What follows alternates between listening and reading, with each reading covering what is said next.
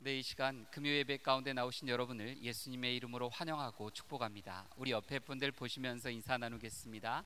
네, 사랑합니다. 축복합니다. 이 시간 또 온라인으로 예배드리는 여러분들, 예수님의 이름으로 여러분을 사랑하고 축복합니다. 제가 오늘 말씀을 준비하면서 한병수 교수님의 교회란 무엇인가 라는 책을 읽고 그 책에 좋은 내용이 있어서 그 부분을 인용하게 되었음을 먼저 말씀드립니다. 요즘 코로나로 많은 분들이 자유롭게 이동하지 못하시고 또 활동하는 데 많은 제한을 받고 계십니다. 저도 코로나 확진을 받아서 며칠 동안 집 안에 갇혀 있었습니다. 집 밖으로 나가지도 못하고 혼자 집에서 자가 격리 시간을 가졌습니다.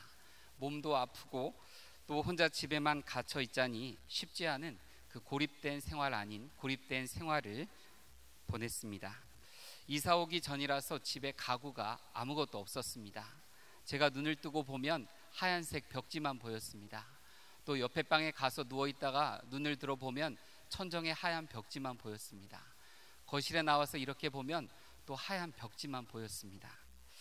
제가 계속 거기에 있으면서 이상한 생각이 드는 것이었습니다. 이곳이 감옥이 아닌가? 일반적으로 사람들은 고립된 생활을 하는 곳, 바로 감옥과 수도원이라고 생각을 합니다. 여러분, 이 두 곳은 세상으로부터 떨어져 있는 곳입니다. 그런데 이 두 곳의 차이가 무엇인지 여러분 아십니까? 일본의 내셔널 기업을 창업하신 고노스케 회장님은 두 곳의 차이를 감사와 불평이라고 하였습니다. 수도원에는 감사가 있고 감옥에는 불평이 있다라고 말합니다. 우리가 어떠한 환경에 있든지 감사를 하게 되면 그곳은 주님을 깊이 만나는 그러한 장소가 될 것입니다.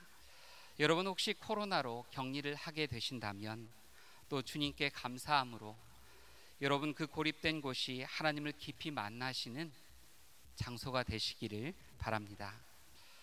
오늘 본문은 에베소서 4장 말씀인데요, 에베소서 1장에서 3장까지를 보면 하나님께서 우리를 위해서 이미 이루어 주신 일, 이미 행하신 일들에 대해서 말합니다. 하나님을 알지 못하는 우리, 외인과 같았던 이방인인 우리를 하나님은 악에 속해 살아가는 우리를 향해서 손을 내미시고 우리를 부르셔서 그리스도 안에 있게 하시고 또한 우리를 그 안에서 선하신 하나님의 사랑과 은혜를 받게 하셨다라고 말씀합니다. 4장부터는 너희가 하나님의 그러한 은혜를 받았으니 이제는 하나님의 부르신 가운데 합당하게 행하여 살라라고 말합니다. 삶에서 하나님 주신 사랑과 은혜를 어떻게 누릴 수 있는지 구체적으로 말씀하고 있습니다. 구체적으로 말하는 이유는 구체적으로 우리가 그러한 삶을 살 때 하나님이 주신 사랑과 은혜를 누릴 수 있기 때문에 그렇습니다. 우리가 자동차를 사도 여러분 설명서가 따라오지요. 그리고 하다못해 전자제품 작은 것을 사도 설명서가 함께 옵니다. 어떻게 관리해야 되는지 또 어떻게 사용해야 되는지 이러한 내용들이 적혀 있습니다. 그런데 우리는 설명서를 참 귀찮아합니다. 그리고 나중에 물건을 사용하다가 문제가 생기면 설명서가 어디 있지 뒤적뒤적 찾아가지고 설명서를 펴봅니다. 그런데 그 설명서를 읽고 나면서 우리는 이런 생각을 할 때가 많습니다. 내가 설명서를 먼저 봤어야 됐는데, 그러면 이렇게 어려운 일도 겪지 않았을 것이고 이 기계가 고장나지도 않았을 것인데 하면서 이 말을 탁 치면서 후회할 때가 있습니다. 저도 그런 부류 중에 한 사람입니다. 한참 예전에 인간 사용 설명서라는 책이 있었습니다. 여러분, 그런데 진짜 사람을 사용하는 설명서라는 책은 성경이지 싶습니다. 사람을 만드신 분이 하나님이시고 또 하나님은 사람을 귀하게, 아주 귀하게 만드셨고 또 사람에 대한 설명과 어떻게 살아가야 할지를 성경에 적어 두셨기 때문에 그렇습니다. 우리 사람들이 말씀을 무시하고 살아간다면 우리의 인생은 여기저기 부딪히는 이러한 인생을 살아가게 될 것입니다. 여기저기 부딪히면서 인생을 배운다라고 하지만 사실 소를 잃고 외양간 고치는 것처럼 이러한 인생은 크게 후회될 때가 종종 있을 것입니다. 여러분, 성경을 가까이 하시고 말씀을 우리 삶 가운데 살아낼 때 후회 없는 여러분의 인생이 되실 것입니다. 이런 후회 없는 인생, 주님께 칭찬받는 인생이 되시기를 예수님의 이름으로 축복합니다. 오늘 본문은 특별히 교회의 일치와 하나됨에 대해서 말하고 있습니다. 이 시간을 통해서 우리가 하나됨에 대해서 생각해보고 어떻게 우리 한신교회가 주님 안에서 하나됨을 이룰 수 있을지 고민하는 시간이 되면 좋겠습니다. 요한복음에 보면 예수님은 십자가의 죽음을 앞두시고 하나님께 기도하는 내용이 나옵니다. 이때 예수님은 하나님께 기도하시면서 제자들을 위해서 특별히 하나님께 중보하십니다.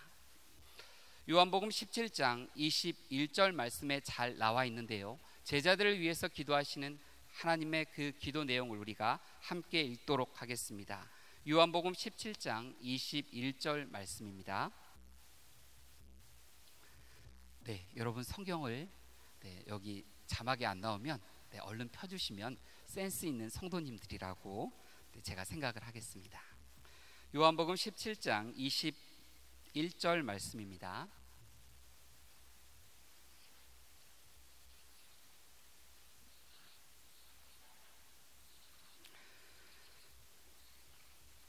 네, 제가 가지고 있는 성경 177쪽입니다. 함께 읽겠습니다. 아버지여, 아버지께서 내 안에 내가 아버지 안에 있는 것 같이 그들도 다 하나가 되어 우리 안에 있게 하사 제사장으로 아버지께서 나를 보내신 것을 믿게 하옵소서. 아멘. 예수님은 자신이 하나님과 하나인 것처럼 제자들도 이 서로 하나가 되게 하여 달라라고 기도하였습니다. 예수님께서 떠나버린 그 세상 가운데 제자들이 남게 되죠. 그때 제자들이 서로를 사랑하고 서로가 하나가 되어서 주님 안에 거하게 될 때 바로 온 세상은, 바로 그리스도 밖에 있는 세상은 제자들을 통해서 하나님 아버지께서 예수님을 보내셨다는 것을 알게 될 것이다라고 말씀합니다. 사도행전을 보면 제자들이 하나가 되는 장면이 나옵니다. 그 결과로 예수님을 모르는 사람들이, 세상 사람들이 바로 예수님을 알고 믿게 되는 일들이 일어나게 됩니다. 사도행전 4장에 보면요, 믿는 무리가 한 마음과 한 뜻이 되어 이들이 모든 물건을 통용하고 자기 재물을 자기 것이라고 하지 않고 서로 내어놓았습니다. 그리고 서로 나누어서 사용함으로 이들 가운데 가난한 자가 없게 되었습니다. 또 사도행전 2장에 보면 제자들이 사도들의 가르침을 받고 서로 교제하며 떡을 떼었습니다. 그리고 기도하기에 힘썼습니다. 날마다 이들이 마음을 같이 하고 성전에 모여서 하나님을 찬양했다라고 말씀합니다. 이때 초대교회가 온 백성들에게 칭찬을 받았다라고 말씀합니다. 그리고 날마다 예수님을 알아가고 구원받는 사람들이 더하여져 갔다라고 말하고 있습니다. 여러분, 또 초대교회인 안디옥 교회 잘 아시죠? 이 안디옥 교회 교인들, 이들의 삶에는 무언가 특별한 것이 있다라고 세상의 사람들이 보면서 그들을 향해 크리스천이라고 불렀습니다. 바로 그리스도를 따르는 자들이라고 불렀습니다. 여러분, 성도들이 하나가 되어 주님 안에 거하게 될 때 세상은 교회를 통해 생명의 주인 되신 예수 그리스도를 알아가게 됩니다. 그래서 교회가 하나 되는 것, 성도가 하나 되는 것은 중요합니다. 1절 말씀을 보면 바울은 로마의 감옥에 죄인으로 지금 갇혀 있습니다. 바울은 사도로서 복음을 전하다가 감옥에 갇히게 된 것입니다. 바울은 주님의 부르심에 합당하게 행하다가 그는 감옥에 들어간 죄수가 된 것입니다. 여러분, 일반적으로 사람들에게 오해를 받으면 우리의 마음은 어떻습니까? 참 억울하죠. 그런데 감옥에 갇히게 되면 얼마나 억울할까요? 바울은 그런데 지금 억울하지 않는 것 같습니다. 바울은 주님의 계획을 따라 로마에 가서 복음을 전하기를 원했고 하나님은 이 바울을 로마로 인도하셨습니다. 바울은 이방인을 위해 택한 주님의 그릇이라는 말씀처럼 주님의 계획을 이루는 선한 도구로 사용되었습니다. 바울은 성령님께 사로잡힌 자입니다. 바울은 사사로이 자신의 생각을 전하면서 살아간 것이 아닙니다. 바울은 주님의 생각을 전하면서 살아간 것입니다. 바울은 자신이 조금만 말을 바꾸어도 사람들에게 박해를 받지 않고 내가 복음을 전하지만 않겠다라고 말한다면 바울은 사람들에게로부터 많은 이득을 취할 수도 있었습니다. 그런데 그는 자신의 이득이 아닌 자신에게 손해가 나도 자신을 따르는 사람들이 자신을 떠나갈지라도 또 자신이 감옥에 갇히고 고난을 받을지언정 바울은 자신의 생각이 아니라 주님의 생각을 전하였습니다. 여러분, 바울이 이렇게 살아갈 수 있었던 것은 그가 온전히 주님 안에 갇힌 자였기 때문에 그렇습니다. 주 안에 갇힌 자인 바울은 지금 에베소서 교인들에게 하나가 되라고 감옥에서 권면하고 있습니다. 우리 1절 말씀 함께 읽도록 하겠습니다. 그러므로 주 안에서 갇힌 내가 너희를 권하노니 너희가 부르심을 받은 일에 합당하게 행하여. 아멘. 주님께서 먼저 우리를 택하시고 부르셨습니다. 주님은 우리를 너무도 사랑하셨습니다. 바울은 고린도 후서에 그리스도의 사랑이 우리를 강권하시는도다, 바로 그리스도의 사랑이 우리를 휘어잡는다라고 말합니다. 그러면서 만일 우리가 미쳤다면 하나님에 대하여 미친 것이요 우리가 온전하다면 여러분을 위해서 온전한 것이다 라고 바울은 말합니다. 바울의 사역은 바로 예수님께서 전해주신 그 사랑, 그 사랑의 크기와 너비와 깊이를 계산할 수 없는 이 큰 사랑, 바울이 받은 이 큰 사랑에 반응하면서 바울은 자신의 사역을 한 것입니다. 여러분, 우리 성도의 시작은 바로 예수님의 큰 사랑에서부터 시작되어야 합니다. 우리 죄인을 구원하기 위해서 자신을 십자가에서 희생하셔서 모든 죄값을 치르신 그 주님의 사랑을 우리가 기억하면서 나아가야 합니다. 우리가 주님의 큰 사랑을 받은 자들입니다. 한 번 받고 끝나는 그러한 사랑을 받은 것이 아니라 주님의 그 큰 사랑은 지금도 우리와 함께하고 있습니다. 바울은 주님의 사랑을 받은 자들에게 주님의 뜻을 따라 새롭게 살아가라라고 요청하고 있습니다. 로마서 12장 1절과 2절 말씀 함께 읽도록 하겠습니다. 시작.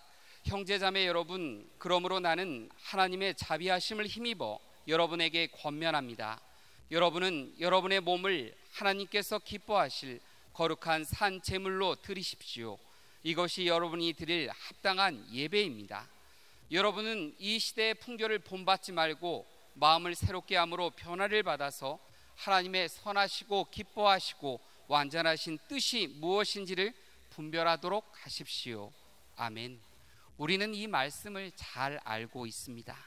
하나님 기뻐하시는 삶을 살아야 되고, 우리는 이 시대 가운데 속해 있지만, 이 시대 가운데 살아가고 있지만 하나님의 선하시고 기뻐하신 그 뜻이 무엇인지 찾아야 되고, 또한 그 뜻을 따라서 살아가면서 이 세상에 구별된 자로 살아야 한다라고 말하는 이 말씀을 우리는 너무도 잘 알고 있습니다.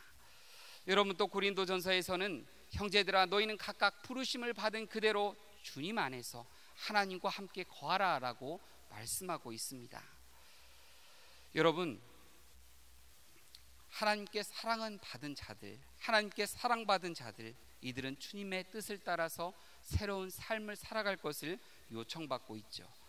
그러면서 고린도전서 제가 읽어드린 이 말씀 또한 하나님의 부르심을 받은 너희는 하나님 안에 하나님과 함께 거하라라고 말합니다. 여러분, 우리 각자 모두 하나님의 부르심을 받았습니다. 우리 모두 그 부르심은 다를 것이다 라고 생각이 됩니다. 하지만 우리는 한 방향, 같은 방향을 바라보며 나아가고 있습니다. 우리 한신교회의 부르심도 동일한 방향을 가지고 있다라고 생각합니다. 예수님께서 제자들을 부르실 때 그 주신 소명을 보면 공동체가 바라봐야 할 방향에 대해서 살펴볼 수 있습니다. 마가복음 3장 14절과 15절을 보면 그 내용이 나옵니다. 우리 함께 이 말씀을 읽도록 하겠습니다. 이에 12를 세우셨으니 이는 자기와 함께 있게 하시고 또 보내사 전도도 하며 귀신을 내쫓는 권능도 가지게 하려 하심이로라. 아멘. 제자들을 부르신 이유는 주님과 함께 있게 하고 이들을 통하여서 전도하게 하고 귀신을 쫓아내고 마귀의 일을 멸하게 하려 하심이다라고 말합니다. 여러분, 교회가 부르심을 받은 것은 우리가 바로 예수님과 함께하고 항상 동행하는 것입니다. 우리가 예수님과 하나가 될 때 교회는 분열이 생기지 않습니다. 예수님 안에서 남녀가 하나가 되고 나이 든 분과 어린이가 하나가 되고 부자와 가난한 자가 하나가 되고 주인과 종이 하나가 되고 사장과 직원이 종업원이 하나가 될 수 있습니다. 유대인과 이방인이 하나가 되는 것처럼 말입니다. 여러분, 우리가 예수님을 떠나 끼리끼리 모이면 교회는 분열되게 됩니다. 몸으로 주님을 떠나고 마음으로 주님을 떠나고 뜻으로 주님을 떠나고 행동도 주님을 떠나시는 이러한 분들도 있습니다. 그리고 권력이나 지위나 돈이나 취미를 중심으로 하나됨을 추구하는 분들이 있죠. 여러분, 우리가 주님과 동거하고 주님과 동행하는 것 이외의 방법으로 하나됨을 추구한다고 하면은 이것은 바로 갈등과 대립과 분열을 조장하는 것입니다. 결코 하나 되지 못하고 인간적인 하나됨만을 만들어가는 것입니다. 이마저도 진정한 하나됨이 아니라 갈등의 분열을 준비하는 것이다 라고 생각이 됩니다. 여러분, 또 교회의 공통적인 부르심은 전도와 관련이 있습니다. 교회는 복음을 전하는 곳입니다. 때를 얻을 때만 복음을 전해야 할까요? 아니지요. 때를 얻든지 못 얻든지 우리는 복음을 전해야 합니다. 이 민족이 다 하나님의 백성이 될 때까지, 나아가 천하 만민이 복음을 들을 때까지 복음은 전해져야 합니다. 복음은 모든 상황을 통하여서 날마다 전진되어져야 합니다. 복음을 전하는 일과 무관하게 교회가 거기에 힘을 쓴다면 교회 가운데 영적인 질병이 생기고 교회는 갈등과 분열이 생겨서 서로 그 안에 싸우게 될 것입니다. 성도들이 같은 공간 안에 있다고 여러분 다 같은 생각을 가지고 있는 것이 아니지요. 지금 금요 기도회에 나와 예배당 안에서 계신 우리 멋진 성도님들, 이 가운데 여러분들도 각자 다른 생각을 지금 하고 계신다라고 생각이 됩니다. 어떤 몇 분은 집중해서 말씀을 잘 들으시는 분이 계시고, 또 몇 분은 피곤하다, 예배 언제 끝날까 생각하는 분도 계시고요. 또 어떤 분들은 이번 대선, 오늘 사전 선거 날인데 벌써 20%가 사전 투표했다더라, 이번 대선엔 누가 될 것인가 고민하는 분들도 계실 것입니다. 여러분, 만약 예배가 시작되고 여러분이 이런 고민을 하셨다면, 이런 생각을 하셨다면 저의 잘못이라고 생각이 됩니다. 그러니 제가 좀 더 잘해보도록 하겠습니다. 여러분, 교회에 함께 모인 성도들이 하나가 되기 위해서 예수님 안에 거하고 복음을 전하는 삶을 살아가야 됩니다. 그리고 또 여러분, 교회의 부르심은 마귀의 일을 멸하는 것입니다. 요한은 예수님은 마귀의 일을 멸하기 위해서 이 땅에 오셨다라고 말씀하였습니다. 바울은 우리 믿는 성도들이 싸워야 될 싸움에 대해서 에베소서 6장에 말씀하고 있습니다. 에베소서 6장 12절 말씀을 함께 읽도록 하겠습니다. 우리의 싸움은 혈과 육을 상대하는 것이 아니요 통치자들과 권세들과 이 어둠의 세상 주관자들과 하늘에 있는 악의 영들을 상대함이라. 아멘. 여러분, 우리는 분명히 알아야 합니다. 누가 아군이고 누가 적군인지 알아야 합니다. 교회 안에서 싸우는 것, 교회 안의 성도들과 분란을 일으키는 것, 우리가 누가 아군이고 누가 적군인지 모르며 살아가는 것입니다. 여러분, 교회가 하나가 되면 많은 영혼을 구원하고 세상에 정말 큰 영향을 끼치며 하나님 나라를 이루어가며 살아가게 될 것입니다. 그래서 마귀와 사단은 교회가 하나가 되는 것, 평화로운 것을 원하지 않습니다. 할 수만 있으면 교회가 서로 싸우고 분란을 일으키고 분열하고 성도들이 교회를 떠나기를 원합니다. 그렇게 되면 교회는 세상의 비난을 받고 세상 가운데 무력하고 교회는 금방 쇠퇴하기 때문일 것입니다. 오늘 본문 2절에 마귀에게 너희는 치지 말라라고 말하면서 마귀에게 치지 않아야 될 것들에 대해서 말씀하고 있습니다. 2절 말씀 함께 읽도록 하겠습니다. 모든 겸손과 온유로 하고 오래 참음으로 사랑 가운데서 서로 용납하고. 아멘. 여러분, 신앙 안에서 우리가 이러한 성품을 가지고 살아가는 것은 참 좋다라고 생각이 듭니다. 먼저 교회의 하나됨을 위해서 우리는 겸손함을 가지고 있어야 합니다. 먼저 예수님의 겸손함을 살펴보도록 하겠습니다. 하나님이신 그분께서 인간의 몸을 입어 이 땅에 사람으로 오시고 사람의 죄를 용서하시기 위해서 십자가에 죽기까지 하신 분, 이분이 바로 예수님이십니다. 예수님은 사람들과 함께 할 때도 멸시를 받으셨습니다. 사람들에게 버림을 받으셨습니다. 사람들에게 고통을 받았고 그가 질병 가운데 있었습니다. 하지만 사람들은 예수님으로부터 얼굴을 돌렸습니다. 사람들은 예수님을 전혀 귀하게 생각하지 않았습니다. 하지만 예수님은 겸손하게 자신의 길을 나가셨습니다. 예수님이 십자가의 길을 향하여서 나가셨다라고 말씀하고 있습니다. 여러분, 또 사람은 하나님을 만나면 겸손함을 가질 수가 있습니다. 에베소서 3장 8절 말씀 함께 읽겠습니다. 모든 성도 중에 지극히 작은 자보다 더 작은 나에게 이 은혜를 주신 것은 측량할 수 없는 그리스도의 풍성함을 이방인에게 전하게 하시고. 아멘. 바울은 복음 사역에 탁월한 사람이었습니다. 그런데 그는 자신이 하나님의 큰 사랑과 은혜를 알았기 때문에 자신은 하나님의 도구에 불과하다라고 말하였습니다.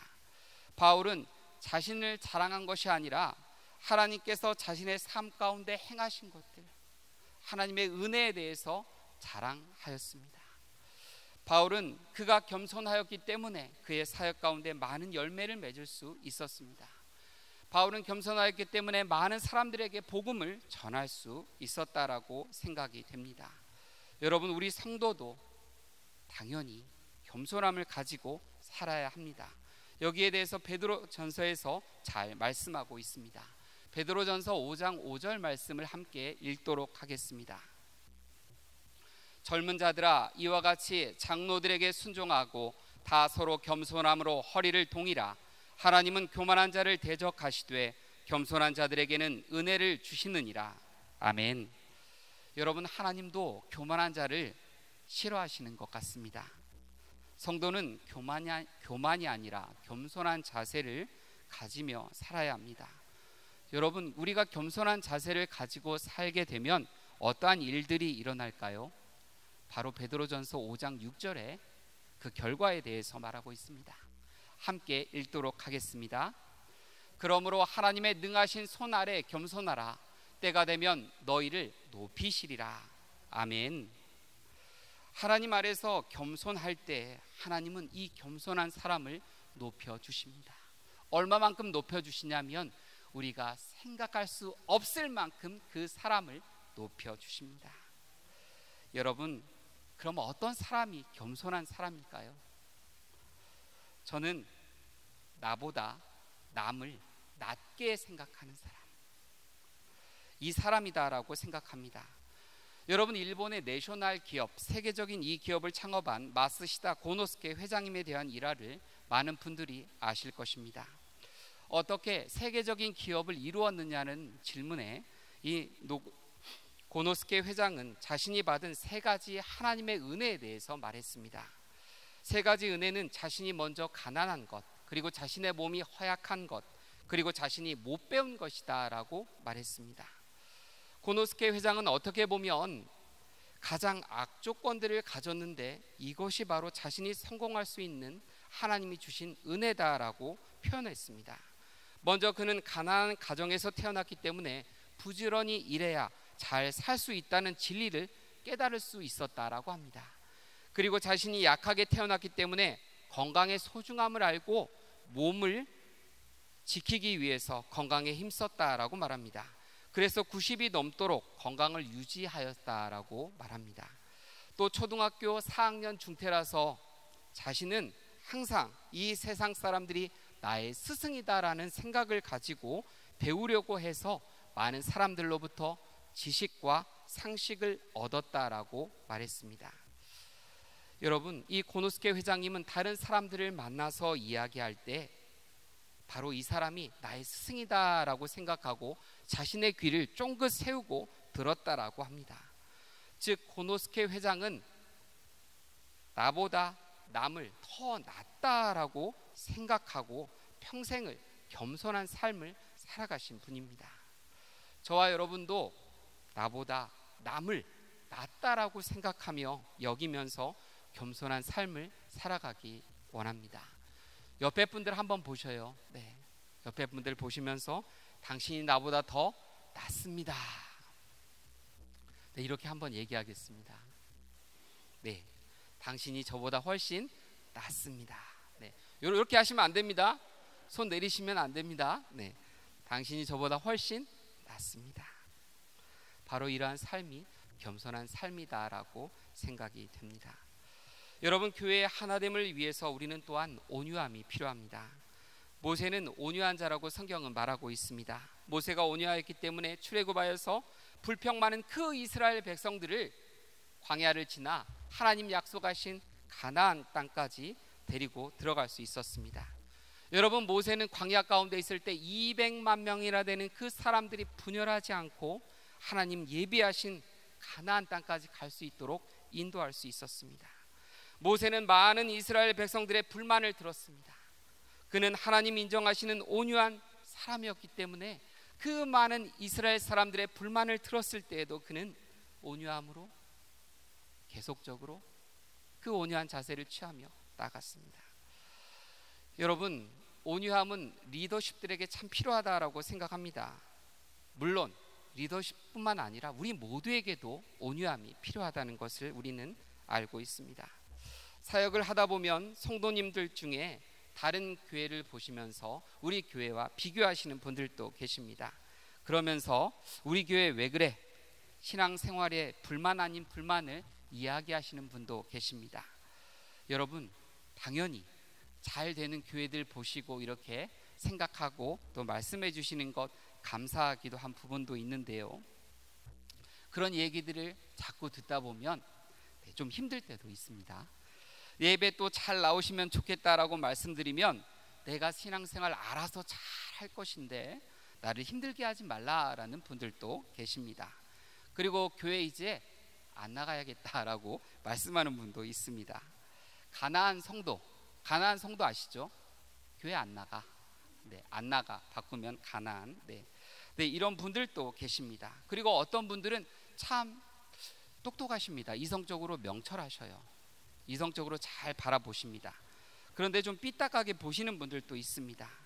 교회 안에서 일어나는 일들에 대해서 다 마음에 안 들어 하십니다. 심지어 목회자, 목사님의 이 헤어스타일, 왜 머리를 세워가지고 저렇게 하고 있는지 마음에 들지 않는다라고 말씀하시는 분도 있습니다. 사역을 하시는 분들은 교회 안에 불만이 나오면 그 불만이 적지 않다는 것을 다 이해하실 것입니다. 여러분, 교회도 불완전한 사람들이 모여 있기 때문에 불완전한 공동체를 이루고 있습니다. 여러분들도 다 이것을 보면서 다 이해하실 것입니다. 이 교회의 불완전한 것 당연히 가질 수 있다. 우리도 이 부분을 보면서 당연히 기도하고 보완해야 된다는 것을 알고 있지만 우리는 연약한 인간인지라 그렇게 하기가 참 힘들 때가 많습니다. 여러분, 교회에 조금만 관심이 있는 사람들이라면 교회의 부족한 부분을 다 보게 될 것입니다. 그런데 교회의 부족한 부분, 교회의 아픈 부분을 모든 성도가 다 똑같이 보지만 어떤 분들은 이 교회의 부족한 부분을 나의 부족한 부분이다라고 여기시는 분들이 있습니다.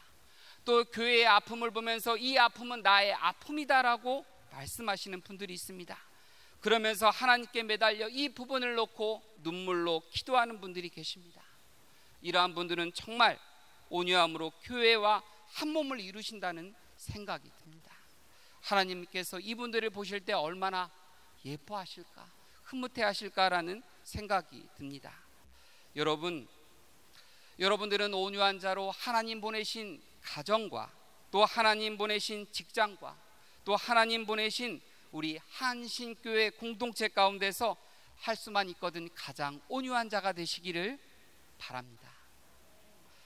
하나님은 여러분의 온유함을 통하여서 하나님의 백성, 하나님의 예비하신 그 젖과 꿀이 흐르는 땅까지 인도하실 것입니다. 여러분 또한 우리는 교회의 하나됨을 이루기 위해서 오래 참아야 합니다. 여러분 자녀들을 키우기 위해서 얼마나 오래 참으셨습니까? 뜻대로 되지 않는 이 자녀들을 위해서 얼마나 하나님께 나와 엎드렸습니까? 여러분 자녀들 덕분에 하나님과 많이 가까워지신 분들이 여기 계실 것입니다. 그렇죠? 살짝 고개만 끄덕끄덕 하시면 됩니다. 네. 그렇죠. 자녀들이 우리 뜻대로 되지 않기 때문에 하나님을 더욱 의지하게 되었습니다. 또 그 상황을 더욱 참고 인내하게 되었습니다. 또 원만한 가정을 이루기 위해서 배우자에 대해서 얼마나 참고 인내하셨습니까? 또 여러분 직장 생활을 하기 위해서 억울한 일이 있어도 얼마나 참고 인내하셨습니까? 여러분 얼마나 오래 참아 오셨습니까? 여러분 사실 없고 싶을 때 많으셨죠? 당연히 있으셨을 거라고 생각이 됩니다. 하지만 여러분 그때마다 주님께 나가 기도하심으로 여러분 각자는 지금까지 잘 참고 인내해 오셨다라고 생각합니다. 사랑하는 여러분, 우리 한신교회 공동체 안에서 가급적 오래 참으시기 바랍니다.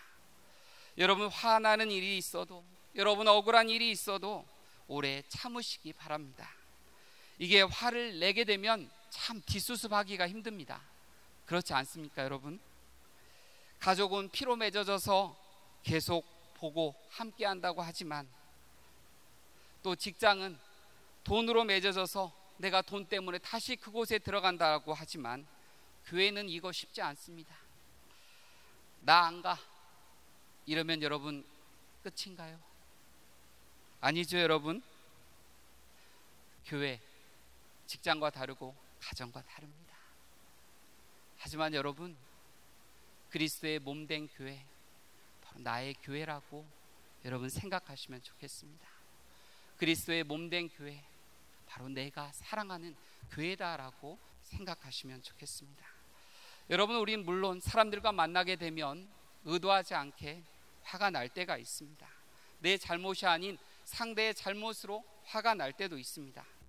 화가 날 때 오늘 본문은 서로 사랑 가운데 용납하라라고 말씀하고 있습니다. 분노를 누르면 사라지지는 않습니다. 눌러진 분노는 스프링처럼 이렇게 눌러져 가지고 기회가 되면 언제든 튀어오르려고 합니다. 언제든지 기회가 되면 그 분노는 발산되게 되겠지요. 먼저 우리는 화가 날 때 이렇게 하면 어떨까 합니다. 상대의 입장을 생각해보고 내가 그 위치에 있으면 어떤가, 상대의 마음을 이렇게 헤아려 보면 좋겠습니다.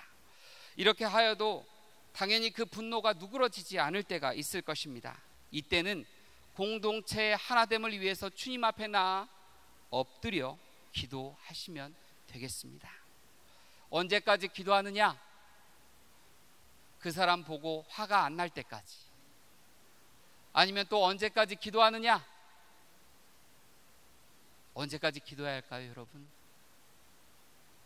여러분은 현명하셔서 이 밤 정말 용서해야 될 사람이 있다면 그 마음을 품고 주님의 용서가 마음 가운데 가득 찰 때까지 기도하시기 바랍니다. 화가 날 때 사랑 가운데 서로 용납하라는 이 말씀 다시금 생각하면 좋겠습니다. 여러분 왜 우리는 화가 날 때 서로를 용납해야 될까요? 주님도 우리를 사랑하셨기 때문에 그렇습니다. 주님은 죄인된 우리를 사랑하시고 죄인된 우리를 품으셨습니다. 골로새서 3장 13절 말씀을 보면 불만 있는 성도들에게 주님께서 하시는 말씀이 있습니다. 우리 함께 이 말씀 읽도록 하겠습니다. 시작. 누가 누구에게 불만이 있거든 서로 용납하여 피차 용서하되 하나님께서 너희를 용서하신 것 같이 너희도 하라. 이렇게 말씀합니다. 여러분 불만 있으시죠? 네, 저만 있는 것 같습니다. 여러분 우리는 우리가 가지고 있는 그 사랑의 크기에 비례해서 상대를 용서할 수 있습니다. 정말 그 사랑만큼만, 딱 그만큼만 상대에 대해서 용서할 수 있는 것 같아요. 이 밤 정말 우리가 기도할 때 다른 사람을 용서할 만큼 그 사랑을 하나님께서 우리에게 부어주시기를 기도하기 원합니다. 그리고 다른 사람을 용서하고 용납할 수 있는 그러한 마음을 갖는 자들이 될 수 있도록 기도하기 원합니다. 여러분, 3절에 보면 평안에 매는 줄로 성령이 하나 되게 하신 것을 힘써 지키라라고 말씀하고 있습니다. 힘써 지키라는 말은 노력을 아끼지 말고 다 하라는 이러한 뜻이 있습니다. 우리 교회는 성령님이 거하시는 성전입니다. 교회마다 다른 성령님이 계시는 것이 아닙니다. 한 성령님이 각 교회들에 계십니다. 성령님은 교회가 분열하지 않고 하나가 되길 원하십니다. 우리는 교회의 하나됨을 위해서 우리는 부단히 노력해야 할 것입니다. 또 교회가 하나 되어야 하는 이유에 대해서 오늘 본문 말씀 5절 6절에 보면 그 이유에 대해서 말하고 있습니다. 우리 5절과 6절 말씀 함께 읽도록 하겠습니다. 주도 한 분이시요 믿음도 하나요 세례도 하나요 하나님도 한 분이시니 곧 만유의 아버지시라. 만유에 계시고 만유를 통일하시고 만유 가운데 계시도다. 아멘. 하나님도 한 분이시고 믿음도 하나고 세례도 하나다라고 말하고 있습니다. 각 교회에서 신앙생활 하지만 우리는 같은 하나님 아버지를 믿습니다. 우리는 하나님에 대한 같은 또한 믿음을 가지고 있습니다. 또 우리는 각 교회에서 세례를 받지만 우리는 바로 예수님께 세례를 받은 것입니다. 우리는 같은 하나님과 같은 예수님, 같은 성령님을 믿습니다. 하나님은 자신이 예수님과 성령님과 하나이신 것처럼 우리도 사랑으로 하나가 되라라고 말씀하고 있습니다. 여러분, 머리도 하나고 그리스도의 몸도 하나입니다. 머리와 몸이 분리될 수 없습니다. 몸의 각 지체들도 분리될 수 없습니다.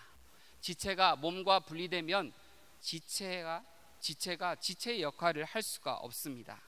여러분, 그리스도의 몸은 당연히 그리스도와 함께 연합되어 있는 것이 마땅합니다. 오늘 말씀을 정리하도록 하겠습니다. 요즘 많은 교회들이 나누어져 있습니다. 교단들도 나누어졌고 교단 안에 많은 교파들로 또한 나누어져 있습니다. 또 교회를 보면 어떻습니까? 교회 안에 많은 분열들이 있습니다. 물론 다양성 가운데 일치하는 이러한 것도 중요합니다.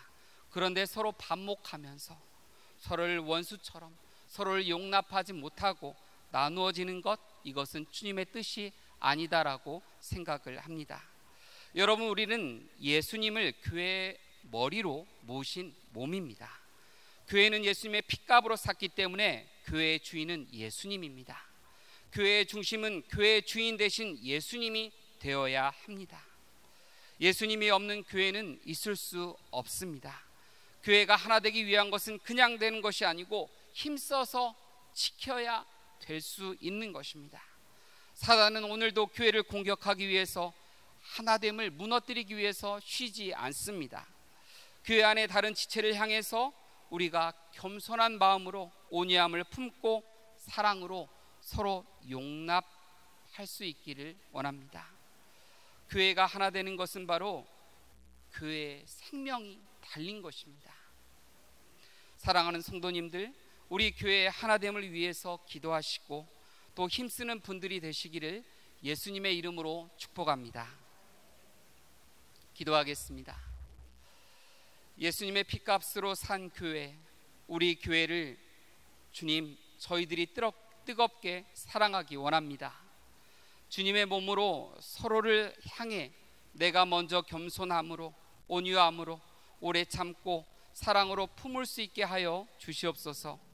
교회의 여러 가지 허물을 볼 때마다, 그 부족함을 볼 때마다 이것은 나의 부족함이고 나의 아픔이라고 품고 기도하는 저희들이 되게 하여 주시옵소서. 교회 안에 한 교회로 하나가 되어서 주님께서 부르신 그 사명에 응답하며 살아가는 한신교회 성도들이 될 수 있도록 인도하여 주시옵소서. 우리를 부르시고 교회의 한 몸이 되게 하신 예수님의 이름으로 기도드립니다.